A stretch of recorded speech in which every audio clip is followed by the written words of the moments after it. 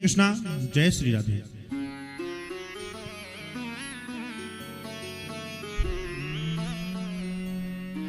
में राम जी की तो कोई गलती नहीं थी। किसी व्यक्ति के कह देने से कोई पति अपनी पत्नी, कोई पति अपने पत्नी को घर से थोड़ी निकालता है। ये सवाल रहता है लोगों का। तो राम जी ने किसी के कहने से सीता माँ को नहीं निकाला। तो क्यों निकाल दिया फिर? इसलिए निकाला कि सीता मैया स्वयं चाहती थी कि मेरे बच्चे संतों के पास रहें ताकि संतों वाले संस्कार आएं, क्योंकि यहाँ महलों के लोगों की बुद्धि ठीक नहीं है। अब महलों में रहने वाले लोगों की बुद्धि, कैकेयी माँ महलों में ही तो रहती थी।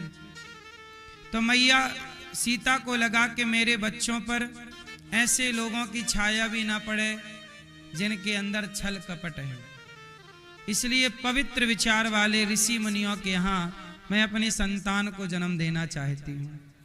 और ये जो धोबी भाई हैं जिनके कहने से वनवास हुआ, राम जी पति हैं पर राम जी एक राजा हैं, और राजा का धर्म होता है कि वो पिता की बात सुने।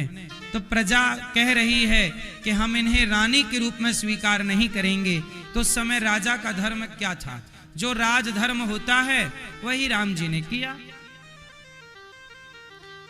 मैंने आपको कई बार पिछले सीता माँ के बचपन की कथा सुनाई थी कि सीता माँ ने एक तोती को पकड़ लिया था, पिंजरे में बंद कर दिया था।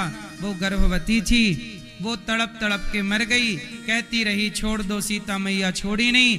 तब तोती के तोते ने शाप दे दिया कि सीता, जैसे तुमने मुझे गर्भावस्था में मेरी पत्नी को मेरे से दूर कर दिया, जब तुम गर्भवती होगी तो तुम अपने पति से दूर हो जाओगी और कारण मैं बनूंगा। वही तोता अगले जन्म में धोबी बनकर आया, जिसके कारण सीता मैया का वनवास हुआ। और वही धोबी त्रेता का इस जन्म में कंस का धोबी बनकर आया, जहां भगवान के हाथों उसकी परम गति सदगति हो गई। दर्जी नाम के माली पर भगवान ने कृपा की, सुदामा नाम के माली पर दर्जी पर भगवान ने कृपा की, और सुदामा नाम के माली पर भगवान ने कृपा की। कुब्जा पर भगवान ने कृपा की। कुब्जा पर भगवान ने कृपा कर दी। कुब्जा टेढ़ी थी, कुबड़ निकली थी। भगवान ने कहा अरे सुंदरी। ये कुब्जा कौन थी? ये भी त्रेता युग की थी। त्रेता युग के बहुत लोगों को भगवान ने द्वापर में लाके फिनिश किया, उनका उद्धार किया, सदगति हुई। क्योंकि उस जमाने में, उस समय ये उद्धार नहीं हो सकता था। जैसे ये कुब्जा कौन है? पिछले जन्म में कौन थी ये? सूपनखा। रावण की बहन का नाम क्या था? सूपनखा। सूपनखा रावण के बहिनी। अच्छा, ये रावण और रावण की बहन ना, ये दोनों भाई बहन का आचरण अच्छा नहीं है।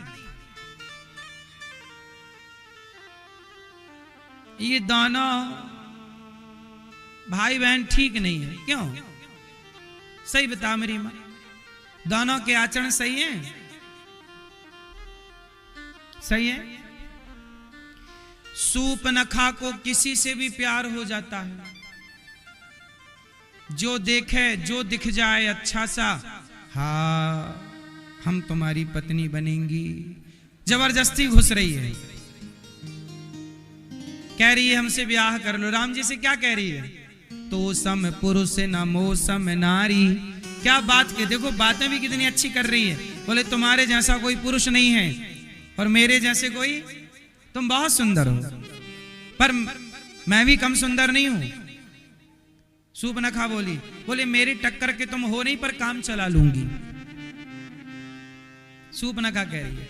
राम जी बोले ठीक है, हम सुंदर तो नहीं है लेकिन हम गृहस्थ हैं, हमारी पत्नी है सीता, हम तुम्हारी ओर नहीं देखेंगे। हमारा भाई है लक्ष्मण, तुम चली जाओ, ब्याह या करना चाहे तो कर लेगा। सूपनखा गई मटक के, हाँ लक्ष्मण लक्ष्मण कर लो ब्याह। लक्ष्मण जी ने कहा हमारा भी ब्याह हो चुका है, और हम तो राम जी के दास हैं, इसलिए हम आपसे ब्याह नहीं कर सकते। सूर्पनखा बोली नहीं नहीं कर लो, तुम भी कम सुंदर नहीं हो लक्ष्मण, तुम कर लो। लक्ष्मण जी बोले नहीं नहीं हम नहीं करेंगे। देखिए जरा, घास की कुटिया में रहकर भी राम लक्ष्मण का मन नहीं भटक रहा है, और सोने की लंका में रहने वाले रावण का भी मन भटक गया। सही है, घास की कुटिया में रहने वाले राम का मन नहीं भटका पराई स्त्री को देखकर, तो वो राम मंदिर में बैठकर पूजते हैं, उनके मंदिर बनाए जाते हैं, और लंका में रहने वाले रावण का पराई औरत देख के मन भटक गया, तो आज भी उसके पुतले जलाए जाते हैं। खेल इस मन का है, मन के हारे हार है, मन के जीते मन ही मिलावत राम से, मन ही करत फजीत। मन की गति है अटपटी, झटपट लखे न कोई, और मन की जब खटपट मिटे तो झटपट दर्शन होए। इसलिए कहता हूं मन को कंट्रोल करना सीखो। मन कंट्रोल है तो आप महान बनेंगे, वो कंट्रोल मन में नहीं है तो आप कितने भी बड़े क्यों ना हो, मिट्टी में मिल जाएंगे। राम और रावण दोनों की राशि एक ही तो है, दोनों अखबार पढ़ते रहे होंगे तो दोनों की राशि का फल एक रहा होगा, लेकिन दोनों के कर्म बदल गए। राम पराई नारी को बहन बेटी के रूप में देखते हैं, और रावण पराई नारी को सुंदर लगे तो चुरा के ले आता है। अंतर है, आचरण से व्यक्ति पूजता है। क्यों भैया?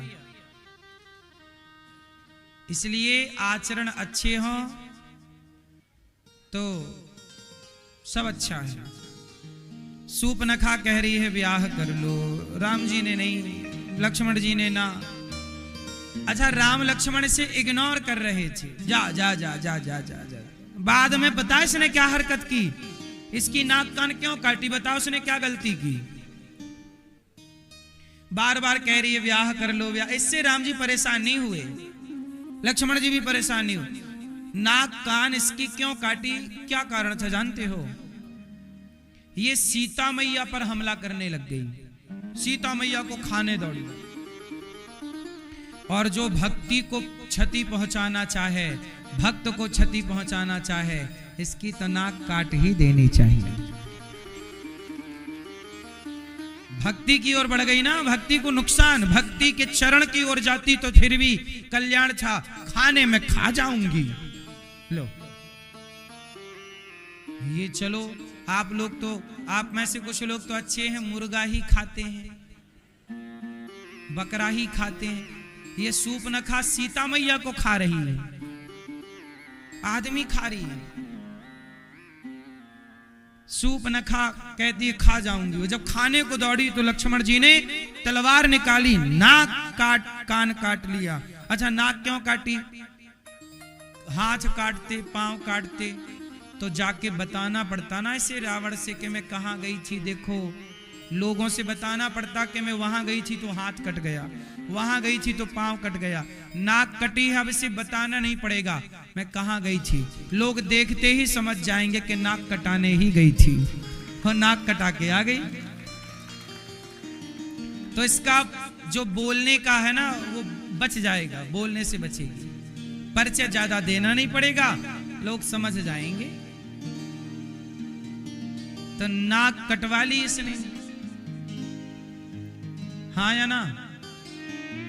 अब सूर्पनखा, यही सूर्पनखा कुब्जा बन करके आई, और आज राम कृष्ण बनकर आए। वो कुब्जा की कुबड़ भगवान ठीक करते हैं, चंदन लगवाते हैं अपने बदन पर इस सूर्पनखा अर्थात कुब्जा से। भगवान देखो दयालु तो हैं, तब ना सही अब सही सूर्पनखा पर कृपा तो की। और मुझे सूर्पनखा का भाव गलत नहीं लगता। एक बात बताओ, सूर्पनखा मोहित किस पर हुई? राम पर।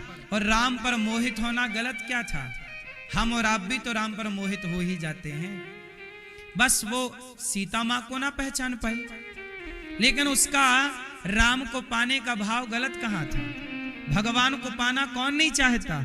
तो सूर्पनखा भी चाहिए।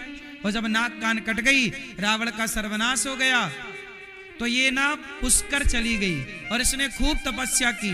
और ब्रह्मा जी से कहा कि मुझे भगवान राम ही चाहिए पति के रूप में। तब ब्रह्मा जी ने भगवान से कहा कि ऐसी ऐसी बात है। भगवान बोले कह दो कि मैं द्वापर में आऊंगा तब उसे मिलूंगा।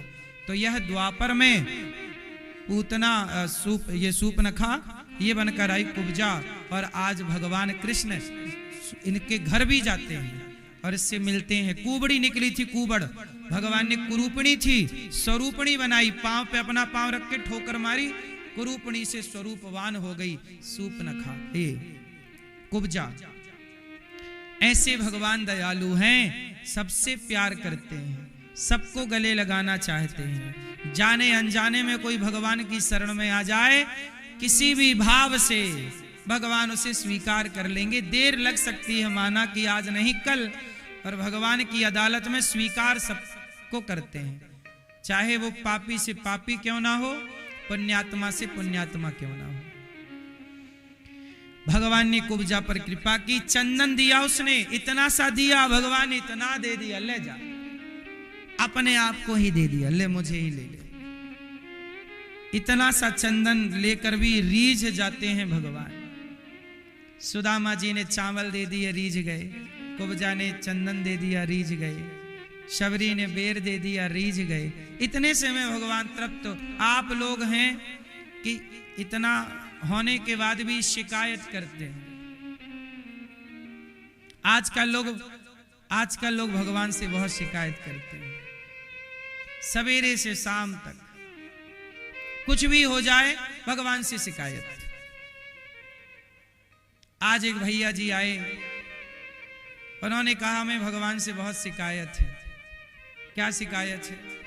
बोले हमारी माँ का आखिरी समय जब चल रहा था तो हमारी माँ हमसे बात नहीं कर पाई, और आखिरी टाइम पे बिना बात किए, बिना हमें पहचानना बंद, मरते समय आदमी पहचानना छोड़ देता है, मृत्यु के टाइम पे होता है सब।